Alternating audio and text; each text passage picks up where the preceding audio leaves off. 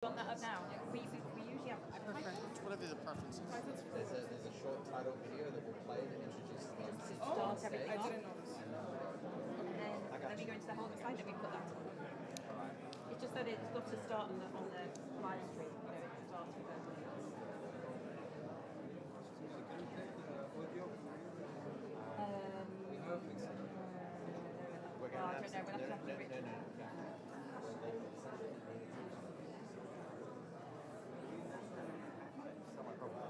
original. You should have come and spoken to us before. Live streaming, yeah. All doing at least 15,000. All right, title video. Ready? In three.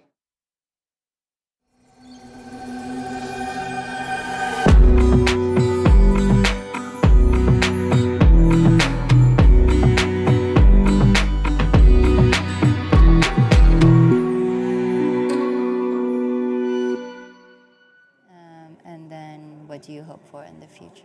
Okay, the announcements as well. The first one is the announcement.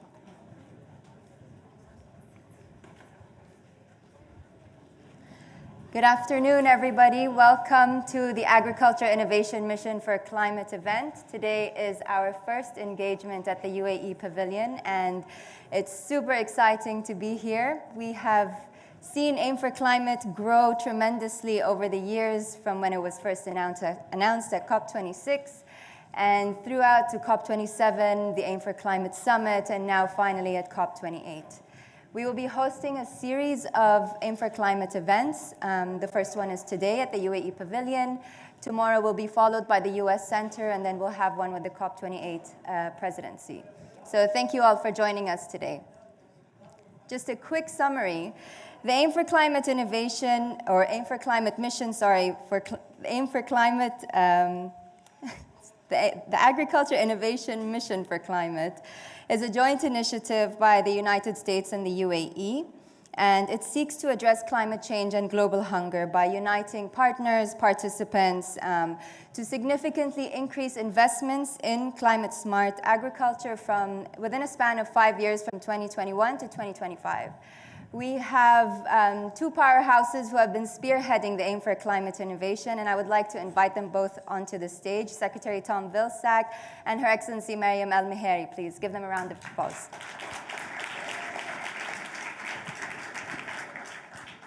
Right here? Okay.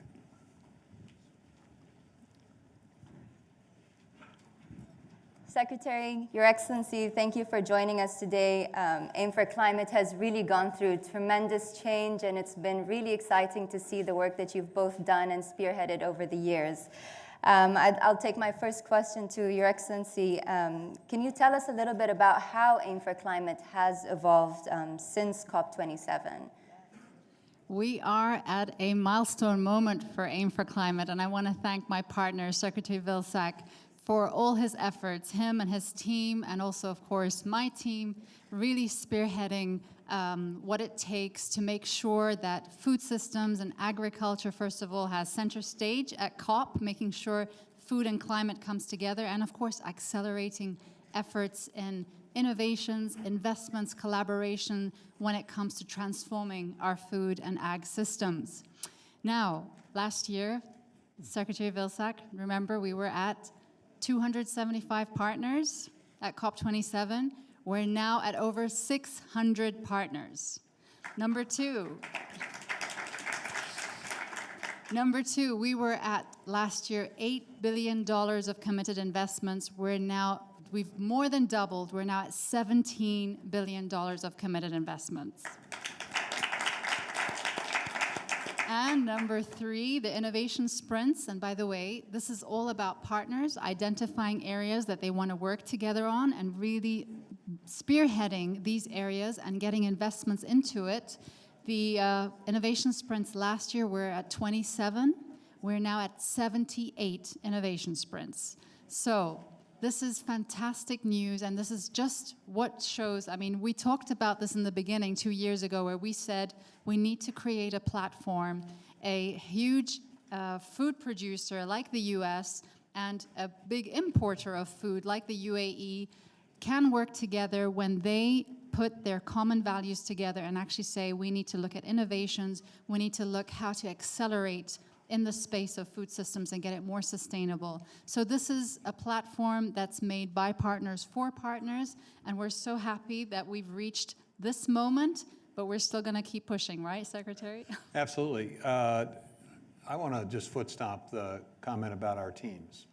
The reality is when this started, I think very few believed it could ever get to 600 partners and much less $17 billion in investment. When we started, we were hoping we would get to $4 billion in investment. We started with a handful of innovation sprints, now 78, as Her Excellency indicated. And I think it's a lot of the hard work that's been done. I also want to acknowledge and want to thank the UAE and Her Excellency for lifting up food and agriculture in this COP at an historic level. We've never had a day dedicated to food and agriculture. We do now because of this COP, so thank you for doing that. And I think what AIM for Climate has done is it really has generated a lot of conversation and discussion beyond the 78 sprints. I think it has essentially encouraged folks to consider collaboration at a multitude of levels, so that individual countries that are part of AIM for Climate, now over 55 countries now part of AIM for Climate, they are having individual conversations as well. And these sprints, I think, some of them were pretty large. A sprint, for example, the Boston Consulting Group and COP28 and the Business Council for Sustainability, they decided they were going to put together a fairly large fund of nearly $500 million and dedicate it to trying to figure out ways where regenerative agriculture could be incorporated in large landscape scale activities. Now that's a very large project, but then there are also some of the smaller projects. Developing the ability for a smartphone or an iPad to be used by a farmer in a developing country to better understand the quality of his or her soil, the circumstances, the situations relative to water usage. So these sprints are very practical in one case, and in one sense they're quite large. And I think it has resulted in more people wanting to do more, which I think was the purpose of this. Absolutely. And just, I know Fatma has a lot of questions to ask, but just to add on what Secretary Vilsack said, so what we also did was with the partners, we kind of looked at what areas do we want to focus on, because as you know, the ag and food system space is quite large and very complex in itself. So there were 4 areas that the partners wanted to focus on. It was smallholder farmers in low and middle income countries. It was about emerging technologies. It was about agroecological research and also methane reduction. So these were kind of the 4 buckets that the partners are working towards. And of course, some of the innovations that we're seeing, things in seed development, things in precision breeding, IoT. There's so much out there, and I just look at the website, you'll see the list of the innovation sprints. You'll see some of them have really cool names, and basically you see the name, you see what it's about, you see the partners that are involved, and you see the investments that are going into this. The private sector has played a huge role. Philanthropy has played a huge role in trying to also step up and mobilize the investments into this space. And I am so happy, as Secretary Vilsack said, we've managed to put food systems and ag in the heart of COP28 to be able to get a leader's declaration on food systems, climate, and ag on the first day at the Leaders Summit and get 134 countries on board. That's also huge for the food and systems space, because we not only have to think of money, how can the money get there? We have to think of the innovations, and we have to think of the political will as well. So I think we've got now really great key ingredients to really move the needle in this space. Because we're working in the space, we see it's a complex space, but it's full of opportunities. And we believe this sector can really excel and accelerate at a much faster rate as many of the other sectors. It's amazing, and I think just to reiterate what you said is that the connection between the partners, finding those partners and finding those challenges and bringing them together, I feel is what AIM4C has really, how it's really evolved in the past few years. So it's amazing to see that. My next question is, at COP27, there was an emphasis also on implementation. Can you share a few of these highlights that you see that AIM4C implementation progress so far, and are there any specific examples that show good or achievable or great examples of public-private partnerships as well? So I'll speak on some that I find, because of course we come from very different regions, and that's the beauty about AIM4C. Everybody has their own challenges and their own ecosystems. Of course, we come from a desert landscape. For us, the water scarcity issue is huge. The very high temperatures, the salinity of our groundwater, and so looking at these integrated desert systems has been one area where I've been very interested to look at. Also, and seed development and technology is another space where I think there's huge potential to unlock much better productivity when it comes to agriculture, but also looking at things like how we can increase or improve livelihoods in doing so, and also looking at how to, as well, reduce the greenhouse gas emissions. I mean, I think you all know that when you look at the global greenhouse gas emissions, food systems and agriculture are the second largest emitter. That's why we could excel in the renewable energy space, in the energy space, but we would not be able to reach 1.5 degrees if we don't fix our food and ag sector, and that's why it's so important to see these innovations.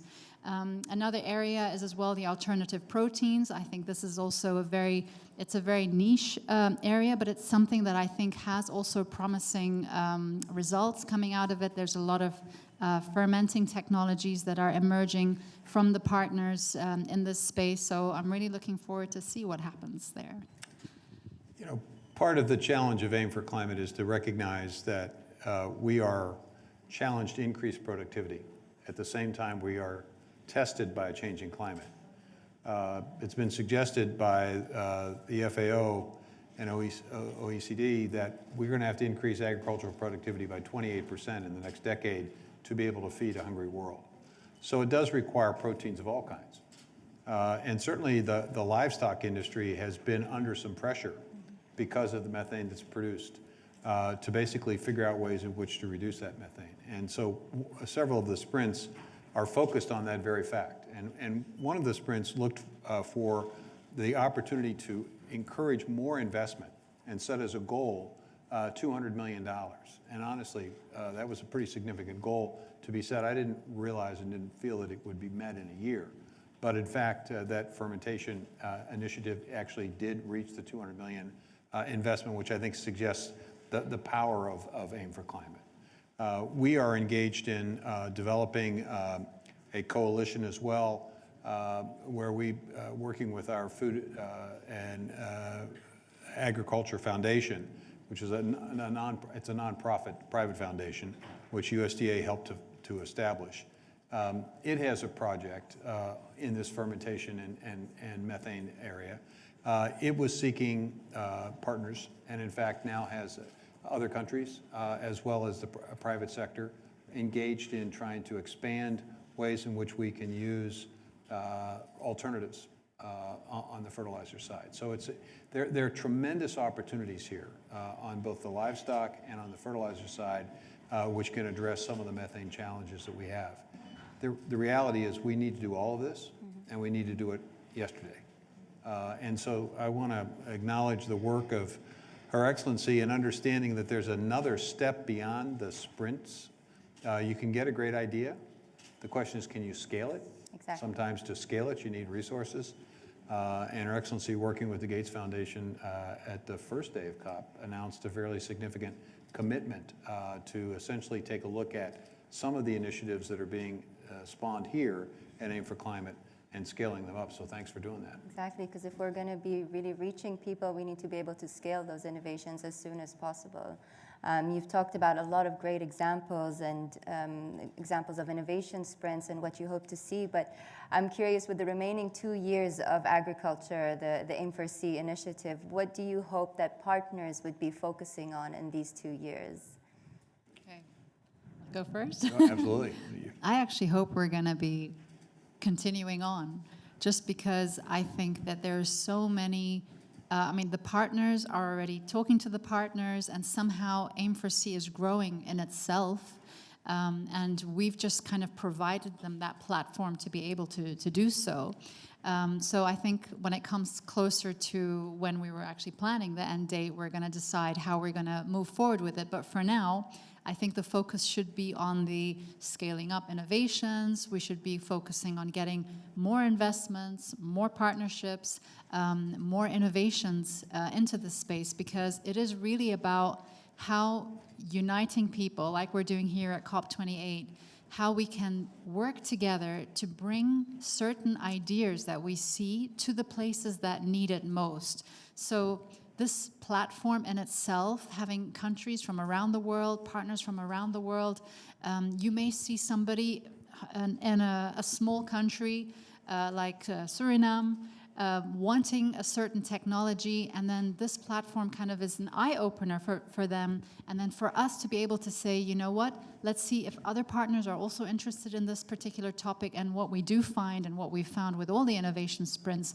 is that you put out a subject and suddenly you see the flood of partners saying, you know what, we are facing the same issue, we need the same thing, and then private sector comes in and says, I'm interested to fund this sprint. So I really think it's a platform that's growing in itself without us having to do much marketing.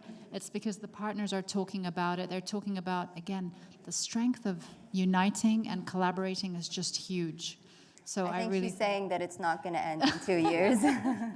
Well, actually, I think the magic word here is more. You can apply that to every aspect of COP, or of Aim for Climate. I would say there's also the need for more communication. We began that process with the International Climate Hub. We're learning a lot. The question is, are we sharing it? And if not, we need to do a better job. I've really appreciated the fact that we've put together on the International Climate Hub a series of videos to showcase some of the innovation sprints that are working to get people motivated. I think we need to think about more emphasis as well on other areas that I think are important to this. We focused on sustainability, we focused on productivity. Sometimes there is a cost associated with productivity and sustainability, and it can be resilience. We can have a very efficient system, we can have a very sustainable system, but if the supply chain is disrupted, it's not as resilient as it needs to be. And I think part of what we ought to be focusing on, in addition to the 4 areas that Her Excellency identified, is how the supply chain fits into this and how we can strengthen and support those supply chains. So as new technologies come on board, how do they get to the farmer, the rancher, the producer?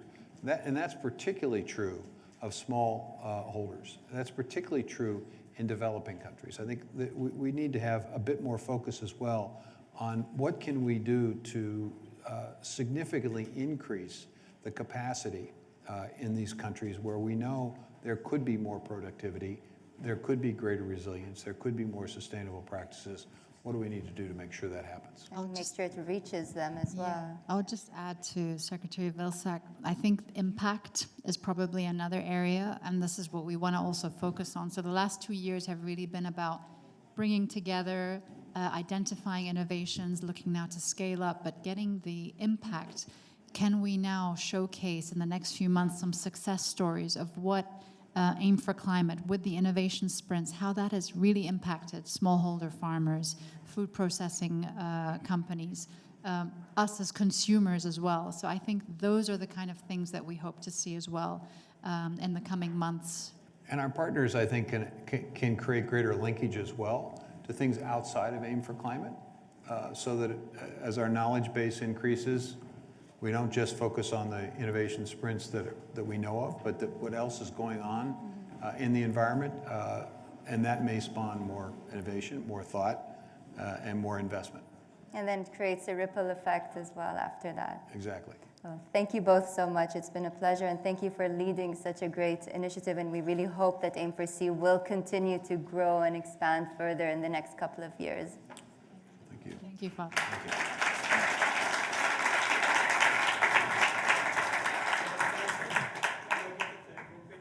Oh.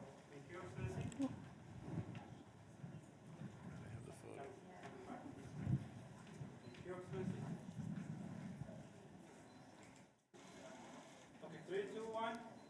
Excuse me. 3, 2, 1.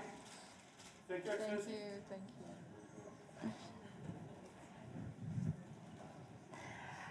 I would now like to turn your attention to an Aim for Climate video.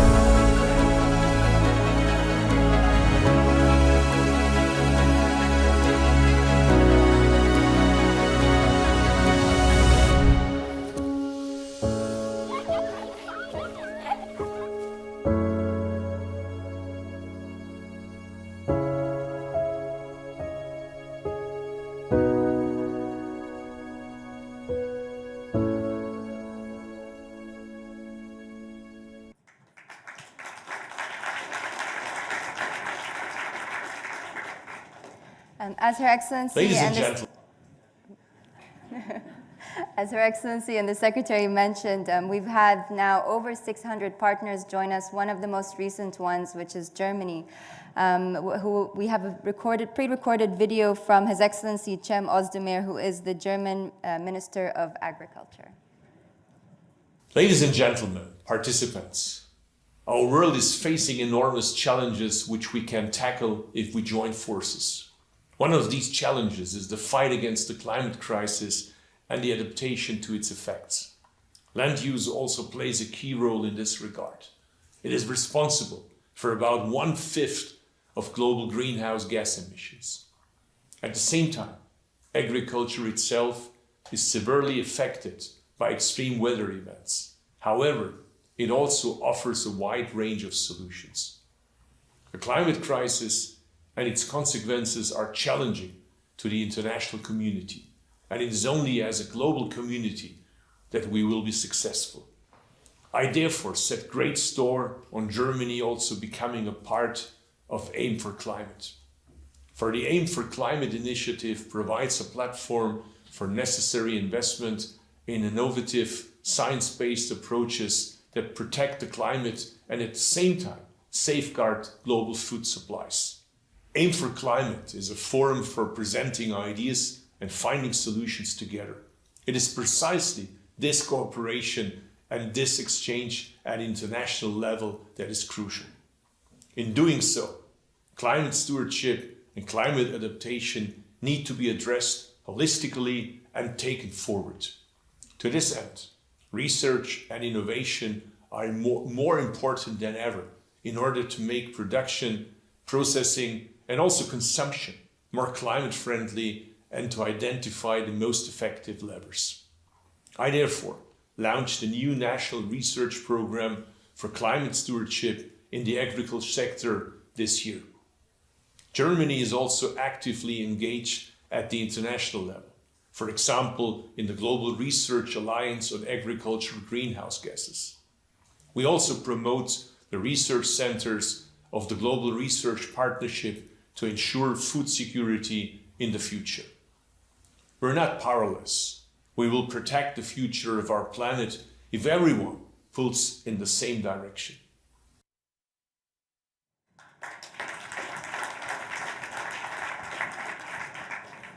And finally, equally important to having government representatives and private sectors involved in Aim for Climate, it is also important to have voices of the youth.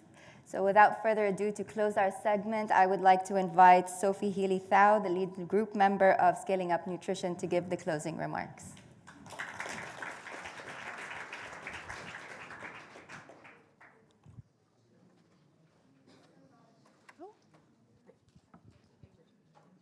Hello? Oh, perfect.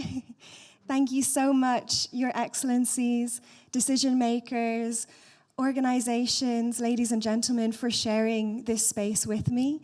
It's not often young people get to share such an extraordinary room with such extraordinary people.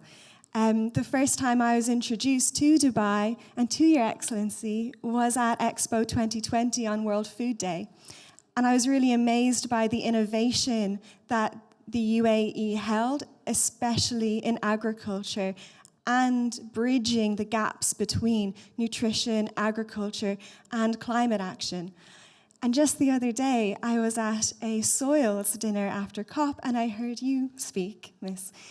And it was my first introduction to what Aim for Climate does and what you aim to do. So thank you so much for that. To ensure access to safe and nutritious food for all, we can and we must do more. As was said, we need to do more together. We put ag and food at the heart of the agenda, and I also ask you to put young people at the heart of creating that change within the agenda. Young people right now are the largest generation of youth to ever exist. They hold the economy of each and every country in the palm of their hands, and they also hold the future decision makers. We're impacted humongously by climate change, by rising sea levels, by climate degradation, by changes in our diets due to food insecurity. All this affects the diversity that young people see on their plates today, lack of access to indigenous foods, and rising costs of food prices. The young people that I work with all across the globe, I work with over 440 young people across 27 different countries. And what they say to me is, how am I supposed to eat healthy when I walk out of my school with a few dollars in my pocket and I see fast food advertising? How am I supposed to work my small-scale farm better when I don't have access to flexible funds? But young people are adapting to these changes, but we shouldn't have to adapt to these changes. As the minister said, we aren't powerless. The agriculture system and sector needs to adapt. Food systems need to be adapted, changed, and transformed in some cases. We remain flexible to changes, but we shouldn't have to be flexible to the changes that exist. New technologies, products, and holistic approaches are needed to support the changes we need to see. This week, I've seen global ambition. I've seen pledges, but now we need action. As I think you said, Miss, at the dinner, we shouldn't have to have 28 more COPs to see change.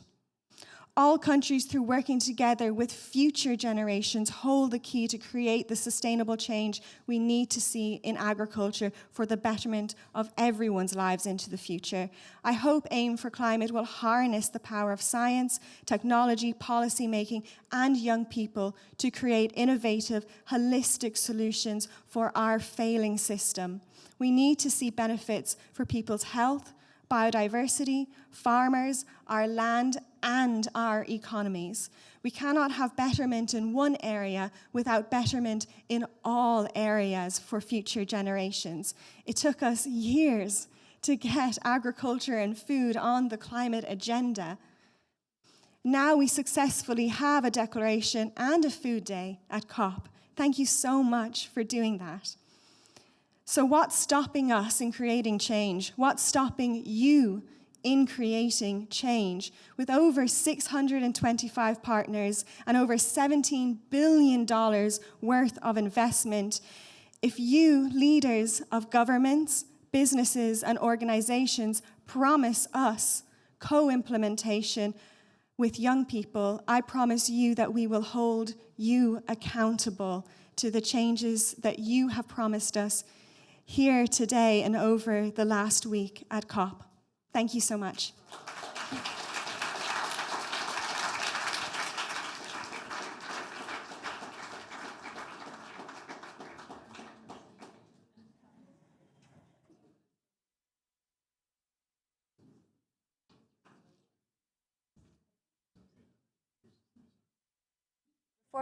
Before we close, if I could ask all of the press who are here to go to the first floor, please.